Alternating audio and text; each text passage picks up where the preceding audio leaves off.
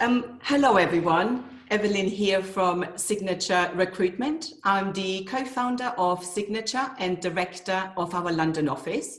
With me are Sharon, who is my business partner and director of our Bristol office, and our two guest speakers, Dr. Ricardo Twumasi, a lecturer in Organisational Psychiatry and Psychology at King's College London, alongside Clara Pappalettera, founder of Stay Fit, a remote tool that can be used by anyone as they work from home. Big welcome to everyone who's joining us for our 30-minute webinar on well-being in the workplace. This is our 6th webinar since April in our series of webinars, supporting our clients and candidates, as most of us will be continuing to work flexibly over the next few months. Amongst the many things we have learned from 2020, I think, is that a consideration for well-being, both mentally and physically, is really important. So I'm really excited to have our two guest speakers with us, and that Richard and Clara will share some of their expertise on this subject. So without further ado, over to Richard and Clara. Thank you very much, Evelyn. Okay, we'll start off by actually practicing what we preach. So rather than have you all sat down while you listen, we can try and have this as an active webinar. So if you're lucky enough to have a sit-stand desk, as I do, feel free to just stand up. If you have a nice pair of headphones, just feel free to stand up and walk around while you listen in on this webinar. Before I got this sit-stand desk, I was just using an ironing board to put my laptop screen on. So there's lots of little hacks you can use in order to listen to this call either on your phone or on your laptop while moving around. So today we'll be talking about well-being. What do we mean by well-being? So well-being, as defined by the World Health Organization, isn't just a state of absence of disease. It's really about a state where each individual can realize their own potential, cope with life stressors, work productively, and contribute to their community. So why is it important to have good mental health? Well, research has actually shown that poor employee well-being costs UK employers on average between 33 and 42 billion pounds each year. And this is often through absenteeism, presenteeism, and staff turnover. Now, the important aspect of this is that 50% of these costs are because employees are less productive. And why they're less productive is because they're stressed, they're anxious, and they're depressed. So put simply, poor employee mental health is not only damaging to the individual themselves, but it's quite expensive for organizations. So it's vital that companies and organizations understand the link between health, well-being, and performance at work. And we've all probably heard this before, but the evidence actually does support the fact that a happy employee is indeed a productive employee. So before we can actually improve the health and well-being of our employees, we need to assess what the problem actually is. So we need to have a needs assessment, so surveys or questionnaires to be able to understand what is the problem. So why should we do this? Well, because every individual, every team, and every company is going to be different. And so what's the benefit of providing a survey? Well, it highlights the main concerns and keeps it company specific. It gives the employee a voice. And this is really important because it shows that the company and the managers are invested in their well-being and in their mental health. And a consequence of this may be that employees actually feel more valued and supported by the people around them, and will actually have a positive impact on their job performance. And I think this is really, really important to understand this link between the three factors. Okay, we're psychologists. I actually was Clara's master's supervisor, and we're workplace psychologists. So I'm going to talk a little bit briefly about the psychology of behavior change. One of the models we use in the psychology of behavior change is this stage of change model. It's by Procaccia and De Clementi. It was originally invented to be used in smoking cessation, but since authors such as Haslam et al. Have used it in relation to other behavior change, like improving the amount of physical activity we do. So how does this work? We start off by entering in the pre-contemplation stage. That's where an individual is either resistant to changing or modifying their actions.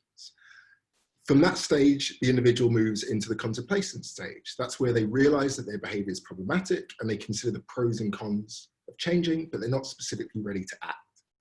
From that, they go on to the preparation or determination phase, and that's where they have an intention to take action within the next 30 days. They take small steps and they're aware that it will lead to a healthier life. From that, you have the action phase, which means that they've recently changed their behavior. And then hopefully they'll go into the maintenance phase, but it is possible to relapse and to go back out of this behavior change stage process at any point. So what can you do to help your employees' well-being? Okay, so due to the COVID-19 restrictions, working, I think, has become increasingly complex for us all. You know, whether you're working from home or whether you've been asked to go to work, or maybe you're working flexibly, so doing a bit of both. I think it's definitely safe to say that, you know, the atmosphere at work, the vibe at work has definitely changed. So I think it's really important to concentrate on well-being and how we can achieve that, both on a personal level, but also for your employees and the people around you. So here are going to be 3 practical tips with ideas that you could implement to help boost your employee well-being and perhaps even team bonding. So first of all is physical activity, and you're going to probably be thinking there, sitting there and thinking, why is she talking to us about physical activity or exercise? Well, physical activity has actually been shown to promote mental health by preventing the onset of depression, anxiety, and other mental health disorders. And obviously, it's also significantly improving your physical health. Research has actually demonstrated a significantly positive association between performing regular exercise and employee well-being. And this is often achieved by enhancing their self-esteem and sense of personal achievement. And so if we were to put it simply, when you exercise, you feel good about yourself. You know, you're probably going to be positive and happy, and this will generally actually boost your mood. And as a consequence, you may actually perform better at work. In fact, employees who exercise more have been shown to be more productive, more concentrated, more able to solve problems at work, and are just generally happier. So we'll try to ask this question of you. When was the last time you exercised? Now, hopefully everyone can see this Poll EV link in front of them. We'll put this into the chat as well. If you choose one of these answers.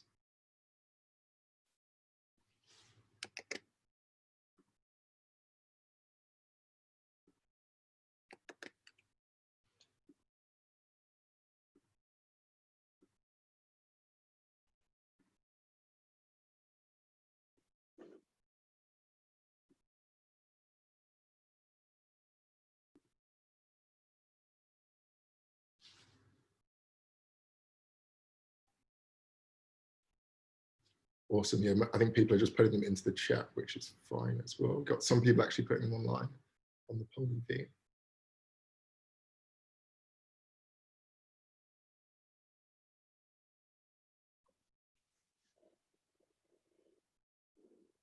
Okay, well,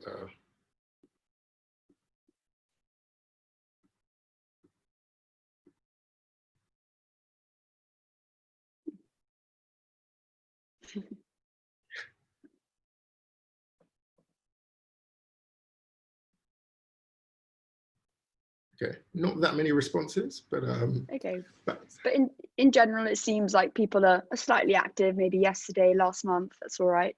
It's not a problem. So the issue is more about sitting.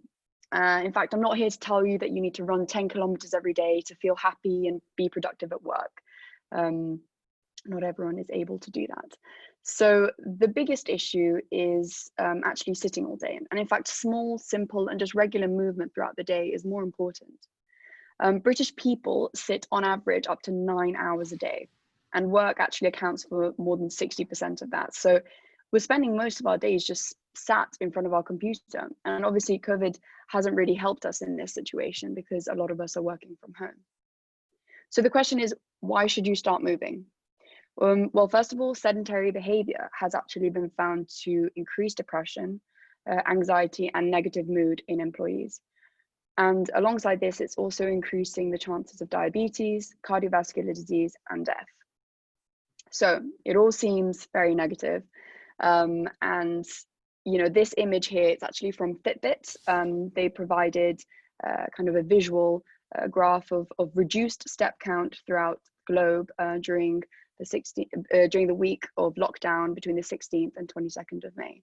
Of course, different countries kind of were hit by COVID in different moments. However, overall, you can tell that people were just moving a lot less. So I'm now going to talk to you, we're now going to talk to you about different examples of how you could exercise. Now, for my master's dissertation, I actually designed and implemented this physical activity intervention to try and promote employee physical activity, well-being, and performance at work during lockdown. So what I did was, with the employees from all over the globe, I supported them and guided them in setting themselves weekly goals, which were specific, measurable, achievable, realistic, and time-bound. And it was important that the goals were smart because, you know, not everyone had the opportunity to be able to go and run around a lake, perhaps, or maybe had a running machine or something in their house. Everyone had different locations, and so I would definitely wanted to make it feasible for them to perform physical activity. So unfortunately, I found no significant results, but that's never a bad thing in psychology.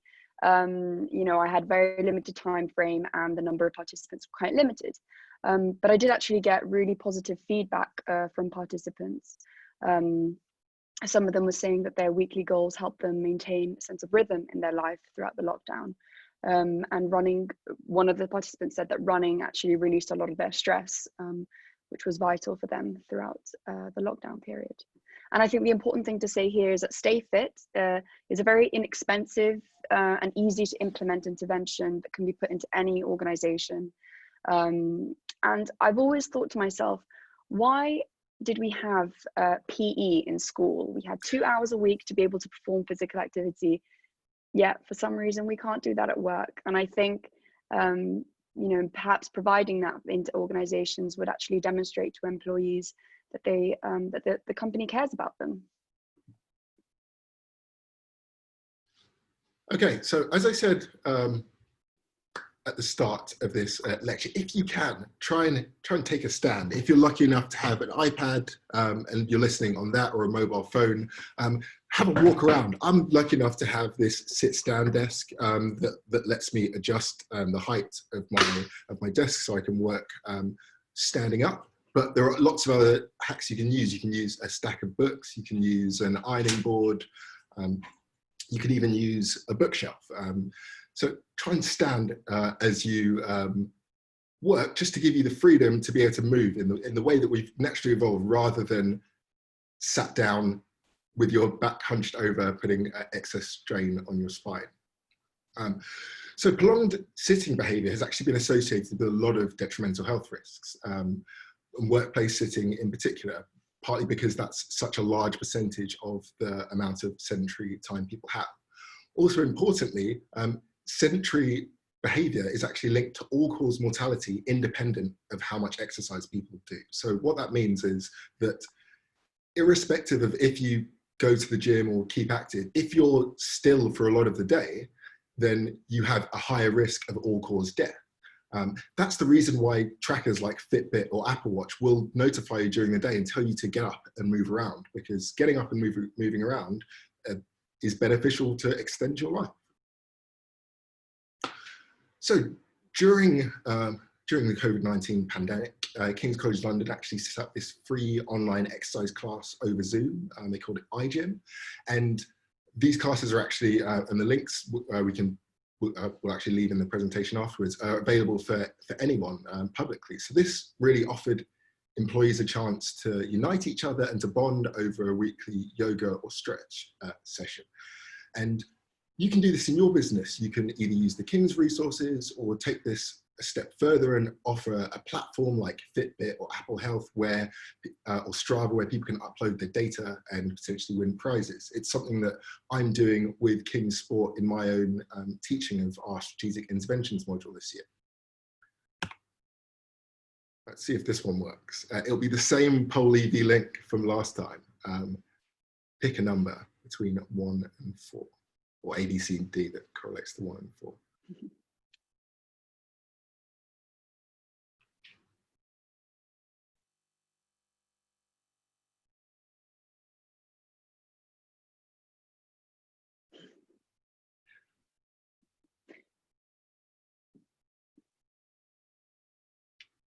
It's almost a normal distribution. It's going to get back to research methods.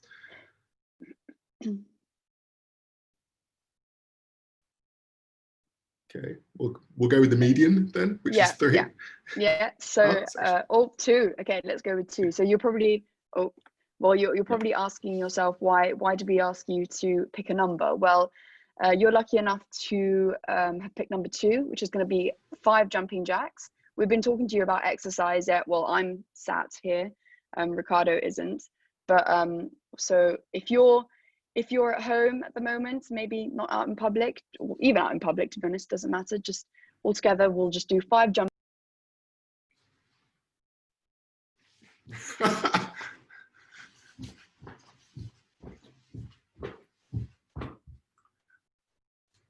I feel suitably silly. I feel suitably silly, but I feel much better, and I actually feel more energized. So I'll now talk to you about the virtual run, which actually follows on from the iGym. This is something, again, that King's has provided. What they did essentially was, during lockdown, they set up a warm-up via Zoom. So everyone was doing the same warm-up. They had a public Spotify playlist, and then everyone just went on their run, and it could be within their own home. They wanted to, around their garden. That's what I did. I wasn't allowed out because I'm in Italy, and I just ran around my house 50 times. Great.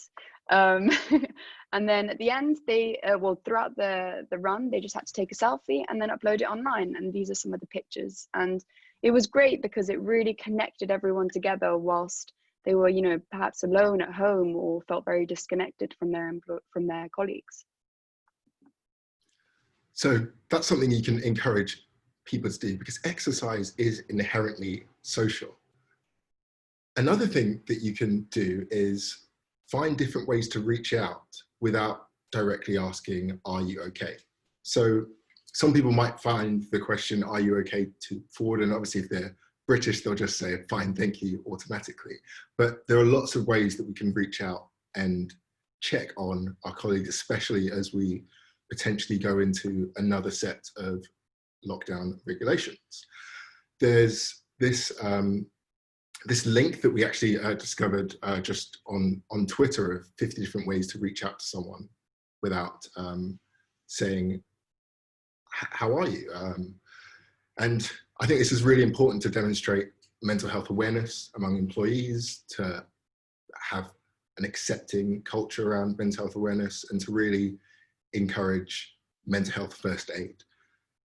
And it's important to note that buddy schemes are generally superficial, and you really need psychological support services in addition to buddies so that people can access professional help if and when needed. So we've spoken to you about physical activity, we've spoken to you about buddy schemes, and something that these things have in common is definitely that social aspect, feeling connected with other people. As human beings, like Ricardo said, we need that in our lives. And I think this can be problematic, especially for people who perhaps live alone. The working environment is actually a great way to get people together. It can actually be very beneficial for your mental health and well-being.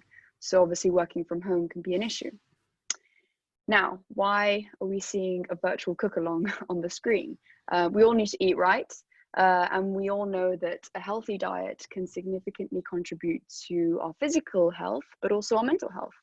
I've always thought that eating well, sleeping well, and, well, exercising are the three main components to kind of feeling good about yourself and living a healthy lifestyle. Now, I'm probably biased because being Italian, food and cooking is a huge part of my life every single day. And this was especially the case during lockdown. I was lucky enough to be able to cook with my family. You know, there was croissants coming out, bread, everything. But it was a really nice way for us to connect together. And I'm aware that not everyone is able to do that. So cooking with other people online is an excellent way to interact with your colleagues and even bond with them from the safety of your own home, I guess. A great way to keep people feeling connected is actually just implementing this, and it's very easy. My friend actually did it herself, and I took part, which was a great experience. So once a month, for example, you could just set up a virtual cook-along where people can log in and together cook a healthy meal all together with colleagues, with even the managers and everything, to feel like they're still connected with them.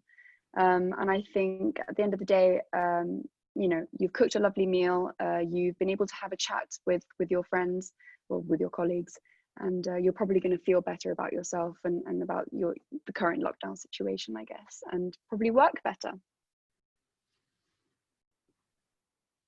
Well, thank you very much for listening, and we commend you on coming to this webinar and look forward to some interesting questions in the chat.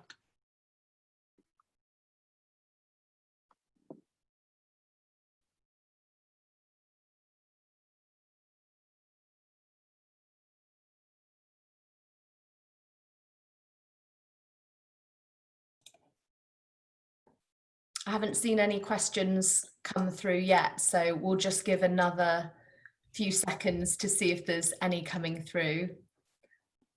I'll leave it to you guys to keep an eye on the chat for another minute. I see one question, if I can just answer that.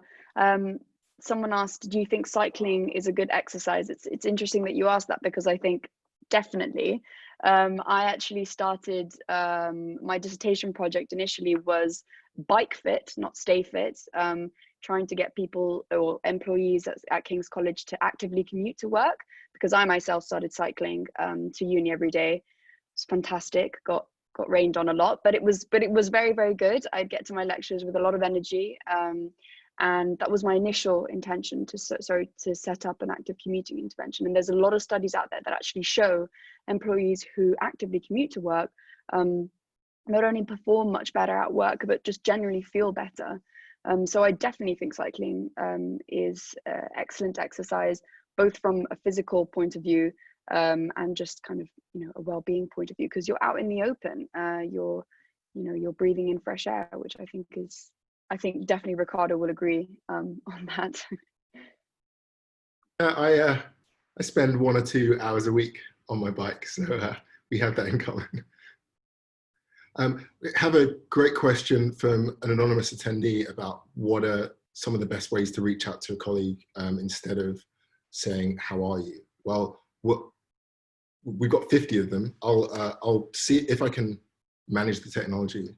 I'll try and give you a link to public Twitter with just a whole long list of things that you can ask people about, whether they've seen something really interesting recently, or just there's just 50 different ways that you can not just say the generic "how are you." Hopefully you've received that answer. If not, send me an email and I'll send you that link. Any other ones? View on Ricardo, there's been a few questions on how to deal with a blended working environment, so where you have some people working from home and some in the office, and how to make sure that everyone feels included. I don't know what your views are on that. Yeah, it's a really difficult question. We're in an unprecedented time where we're being faced by something that most of us have never experienced anything similar to this before. So I think that's an extremely challenging situation where, yes, some people will be in the office and some people won't be. I think it's really important to be reaching out to have as many forums as possible where people can connect in a mixed way, in either by connecting to a meeting online or by, if you have the capacity to have socially distanced meetings. But I think it's really important to just keep those channels of communication open.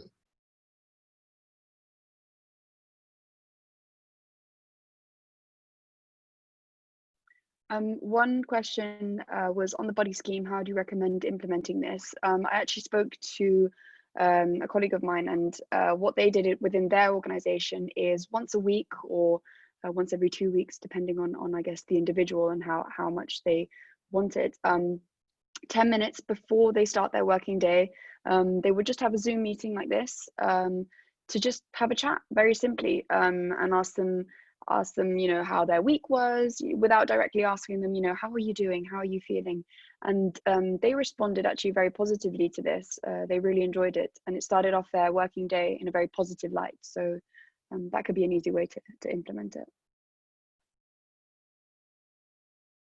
Yeah, I think we've got to most of the questions. You've got our contact details, and at the end, if you'd like to get in touch, and we could talk to you any more about your own needs in your organisation.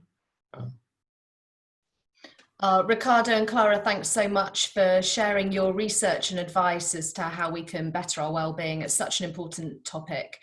As many of you will know, we work very closely with a charity called Magic Breakfast by donating nutritious breakfast to ensure that no child is too hungry to learn. Later on today, you're going to receive a survey from us asking for your honest feedback on this event. For every completed survey that we receive, we will buy a child breakfast. So please look out for that email and share your thoughts and views as to how well we've impacted you today. Thanks so much for joining. We hope you've got some good takeaways. Have a great rest of week, and we'll catch up with you all soon. Thank you very much. Thank you, guys. Thank you so much. Thank you, guys. Bye.